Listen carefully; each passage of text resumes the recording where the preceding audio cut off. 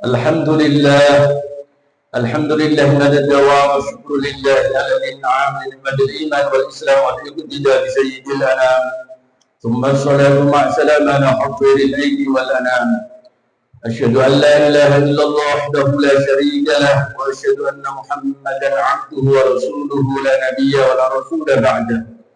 Allahumma salli wa sallim wa karrim wa 'azim ala sayyidina Muhammad وعلى آله وصحابته ومن تبعهم بإحسان إلى يوم المعاد أما بعد فيا عباد الله أوصيكم ونفسي بتقوى الله حق تقاته كما قال تعالى في القرآن الكريم يا أيها الذين آمنوا اتقوا الله حق تقاته ولا تموتن إلا وأنتم مسلمون صدق الله العظيم. Hadirin jamaah salat Jumat rahimakumullah. Ketaatan kepada Rasulullah Sallallahu Alaihi Wasallam bagi orang beriman itu sesuatu yang sangat penting, sehingga ketaatan kepada Rasulullah itu menjadi absolut, sesuatu yang tidak bisa ditawar-tawar dalam urusan agama. Sehingga para ulama semuanya sepakat apabila Nabi Muhammad Sallallahu Alaihi Wasallam memerintahkan sesuatu hal yang tidak perintah itu dengan samar, tetapi perintah itu diungkap dengan jelas, dengan tegas, dan tidak ada qarinah yang mengenyampingkan, yang membuat maknanya menjadi tidak wajib, maka ulama semua sepakat hukum melaksanakan perintah itu sesuatu yang wajib. Hadirin rahimakumullah, hanya saja kemudian menjadi timbul persoalan ketika perintah Nabi diungkap dengan sesuatu yang tidak tegas, tidak sesuatu yang secara konkret jelas, juga ada qarinah, ada indikator yang memalingkan makna dari makna wajib, maka kemudian para ulama berbeda pandangan apakah itu sunnah atau mubah atau biasa saja. Hadirin rahimakumullah, dalam hal inilah maka kebiasaan yang dilakukan oleh Nabi Muhammad Sallallahu Alaihi Wasallam, para ulama kemudian menyikapinya setidaknya ada 3 golongan. Yang pertama adalah golongan mutasyaddid, golongan yang memaknai dengan kaku, letterlek, apa adanya. Semua yang dilakukan oleh Nabi, sesuatu yang disandarkan kepada Nabi, baik ucapan maupun perbuatan maupun persetujuan atau takrir Nabi, maka kelompok mutasyaddid ini berpandangan itu semua harus diikuti dan menjadi sunnah tasyri'iyah, sunnah yang ma'mulun bih, yang dilaksanakan, yang dikerjakan, dan menjadi bagian dari hukum syariat, karena Rasulullah adalah sahibus syariah, pembawa syariat. Di sisi lain, ada kelompok ulama yang disebut dengan mutasahil, kelompok yang longgar, yang memaknai bahwa kebiasaan Nabi, apa yang dilakukan, apa yang diucapkan, dan persetujuan Nabi itu dilihat terlebih dahulu, apakah itu min jihati tablighi war risalah atau min adatil insaniyah, apakah itu berasal dari Nabi sebagai seorang Nabi, sebagai utusan Allah, sehingga itu bagian dari wahyu yang harus disampaikan oleh Nabi kepada umatnya, atau hanya berdasarkan kepada pertimbangan kemanusiaan yang muncul dari kebiasaan sebagai seorang manusia. Nabi Muhammad dari sisi bentuk apa yang beliau lakukan itu bagian dari sifat manusia.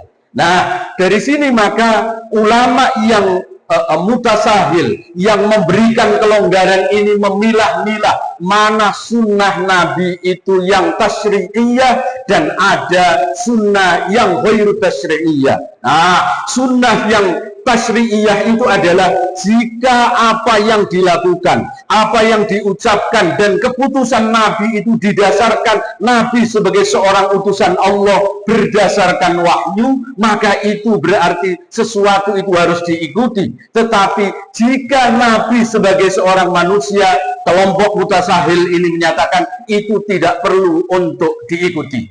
Hadirin rahimakumullah, bahkan lebih jauh, kelompok mutasahil ini kemudian membagi-bagi. Ada sunnah Nabi itu yang mesti diikuti. Karena apa? Tidak semua sunnah itu harus diikuti. Ada yang bahkan tidak boleh untuk diikuti. Ada perbuatan Nabi itu yang boleh bagi Nabi, tetapi tidak boleh bagi umatnya. Yaitu apa? Misalnya tentang taat butuh zaujah, yaitu berbilangnya orang mempunyai istri. Di dalam Al-Quran itu Allah menyatakan fankihu ma qabalakum minan nisa'i matna wa thulatha wa ruba'. Nikailah wanita-wanita yang kalian senangi itu 2, 3 atau 4. 2 atau 3 atau 4. Nah, maka ulama yang memahami ini bahwa konsep poligami di dalam Islam itu ada batasannya, maksimal hanya 4. Walaupun nanti ada kelompok yaitu Syiah Rafidhah yang berpandangan bahwa nikah poligami itu tidak hanya 4 tetapi bahkan sampai 9. Dasarnya karena Nabi ketika meninggal beliau mempunyai istri 9.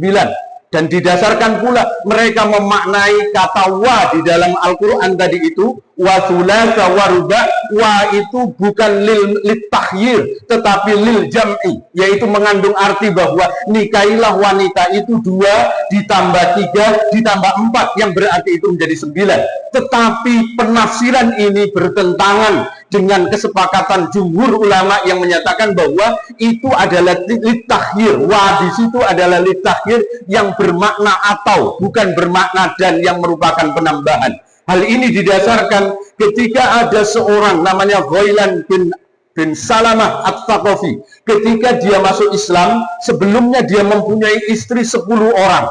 Ketika masuk Islam, maka Nabi kemudian menyatakan ikhtar arba'an minhunna wa farik sa'irahunna. Wahai Ghailan, kamu masuk Islam sekarang, maka pilih 4 orang dari 10 orang istrimu itu dan sisanya hendaklah engkau ceraikan. Nah, hal ini berarti bahwa ada sesuatu yang menjadi khusus untuk Nabi. Nabi Muhammad SAW mempunyai istri bahkan sampai 11. Ketika beliau wafat, istri beliau ada 9. Bukan berarti kemudian umatnya harus mengikuti apa yang dilakukan Nabi. Karena apa? Karena ini adalah khosoisul Nabi, spesial yang hanya diberikan oleh Allah kepada nabinya saja. Tidak boleh diikuti. Nah, begitu juga dengan puasa wisol. Puasa yang menyambung. Seorang ketika berpuasa, kemudian waktunya berbuka, dia tidak berbuka.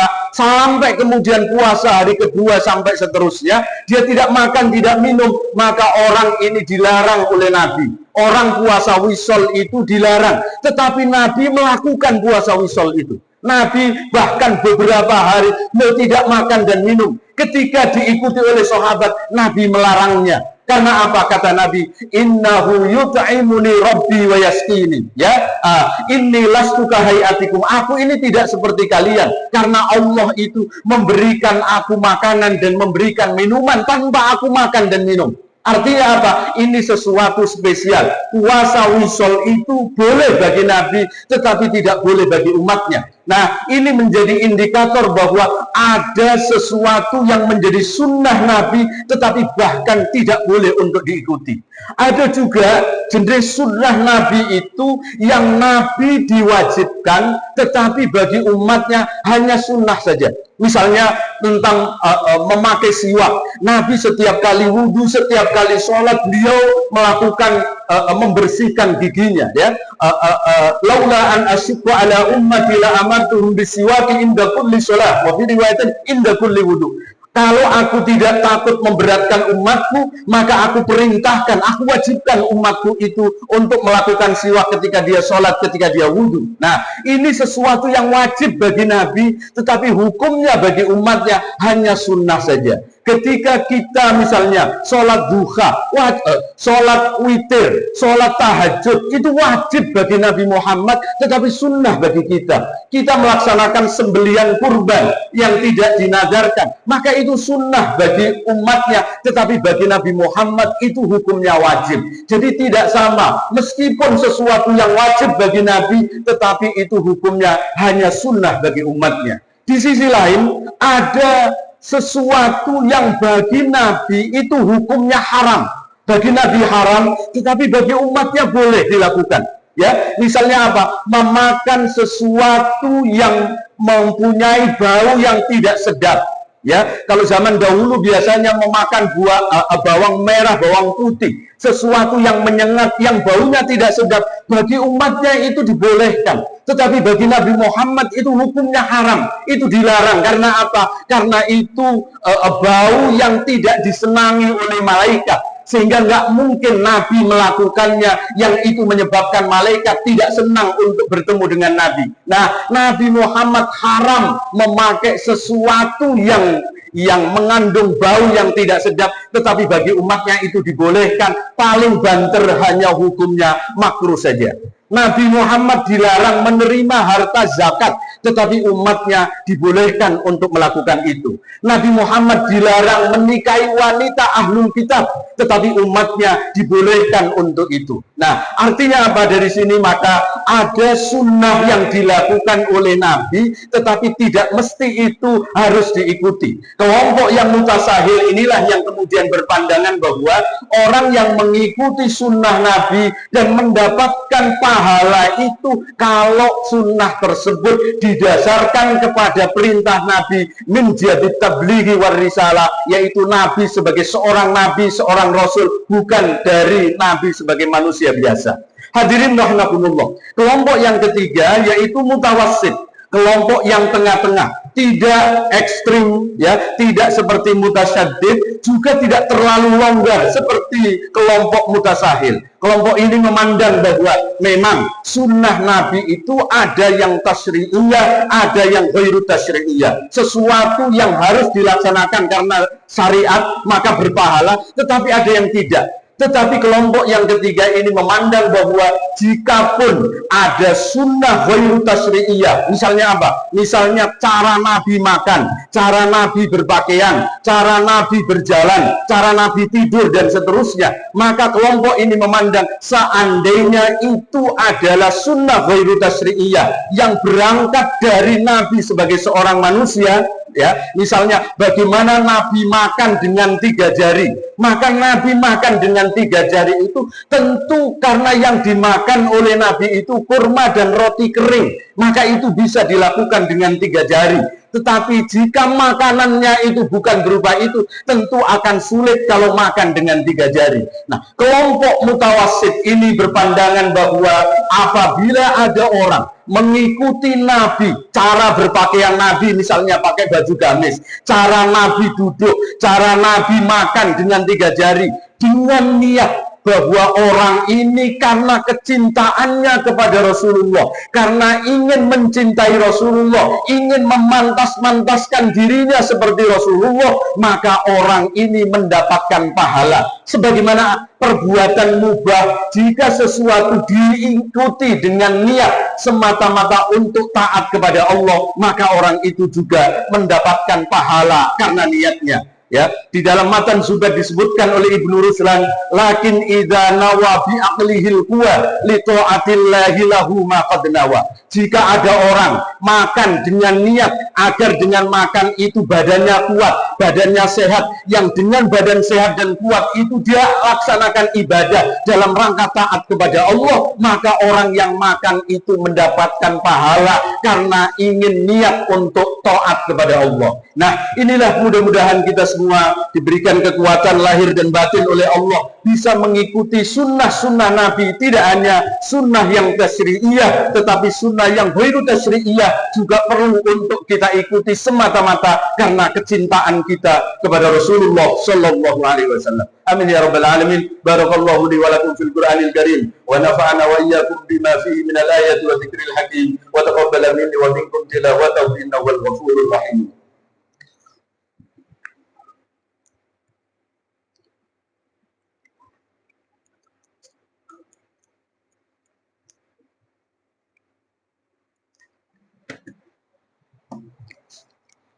Alhamdulillah, alhamdulillah nahmadu wa nasta'inuhu wa nastaghfiruh wa na'udzu billahi min shururi anfusina wa min sayyiati a'malina. Man yahdihillahu fala mudilla lahu wa man yudlil fala hadiya lahu. أشهد أن لا إله إلا الله وحده لا شريك له وأشهد أن محمدا عبده ورسوله. أيها الحاضرون اتقوا الله اتقوا الله اتقوا الله فقد فاز المتقون. قال تعالى في القرآن الكريم إن الله وملائكته يصلون على النبي يا أيها الذين آمنوا صلوا عليه وسلموا تسليما. اللهم صل وسلم وكرم وعظم وتحنن على سيدنا محمد وعلى آله وصحابته ومن تبعهم بإحسان إلى يوم الدين وارض عنا معهم برحمتك يا أرحم الراحمين. اللهم اغفر للمسلمين والمسلمات والمؤمنين والمؤمنات الأحياء منهم والأموات إنك سميع قريب مجيب الدعوات. اللهم سلمنا والمسلمين وعافنا والمسلمين واعف عنا وعن المسلمين وقنا وإياهم شر مصائب الدنيا والدين. اللهم ارزقنا فهم النبيين وحفظ المرسلين وإلهام الملائكة المقربين برحمتك يا أرحم الراحمين والحمد لله رب العالمين. عباد الله إن الله يأمر بالعدل والإحسان وإيتاء ذي القربى وينهى عن الفحشاء والمنكر والبغي يعظكم لعلكم تذكرون. فاذكروا الله العظيم يذكركم واشكروه على نعمه يزدكم ولذكر الله أكبر. أقم الصلاة.